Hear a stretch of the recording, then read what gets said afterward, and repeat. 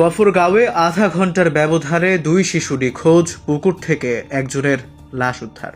২৪ ঘন্টা পার হলেও খোঁজ নেই ৪ বছরের শিশু সাদাতের। বিস্তারিত দেখুন আশরাফ আলী ফারুকের প্রতিবেদনে। ময়মনসিংহের গফরগাঁও উপজেলার ৫বাগ ইউনিয়নে ঘটেছে এক ভয়ঙ্কর ও রহস্যজনক শিশু নিখোঁজের ঘটনা। ১১ জুলাই শুক্রবার বেলা ১১টার দিকে মাত্র আধা ঘন্টার ব্যবধানে দুটি ভিন্ন গ্রাম থেকে নিখোঁজ হয় দুই শিশু। এরপর সারাদিন ও রাত জুড়ে চলে খোঁজাখুঁজি। পরদিন সকালে এক শিশুর মরদেহ ভেসে ওঠে পুকুরে, কিন্তু অন্যজনের খোঁজ মেলেনি এখনো। সবচেয়ে লোমহর্ষক বিষয়, যাকে মৃত অবস্থায় উদ্ধার করা হয়েছে তার পরিবারের কাছে রাতেই অজানা ইমো নম্বর থেকে আসে মুক্তিপণের ফোন।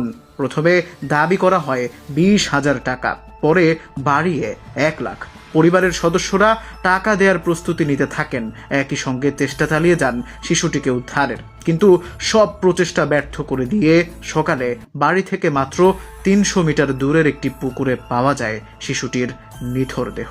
নিহত শিশুর নাম সিফাত। সে ৫বাগ ইউনিয়নের চরশাখচূড়া গ্রামের পালের বাজার এলাকার সৌদি প্রবাসী নূর ইসলাম ও গৃহিণী কবিতার ছেলে।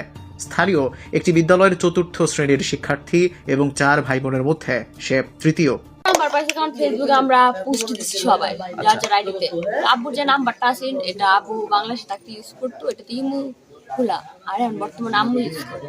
তো এখন আব্বুরে বলছে, আব্বু বাড়ি জানাইছে ২০,০০০ টাকা দিলে তারা ছেড়ে দিবে। আচ্ছা, এক মুরব্বী বললো যে শেষের দিকে ১ লাখ টাকাও চাইছে। হ্যাঁ, 1 লাখ চাইছি। দেরি হলে মানে দেরি করলে ১ লাখ লাগবো, মানে ভাড়া দিবি টাকা নাই।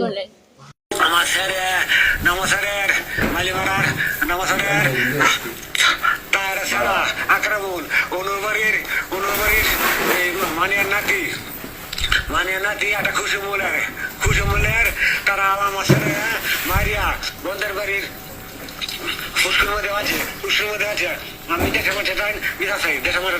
অন্যদিকে এর আধা ঘন্টা আগে নিখোঁজ হয় দিঘির পাড় গ্রামের অতার বাড়ির শিশু সাদাব হোসেন।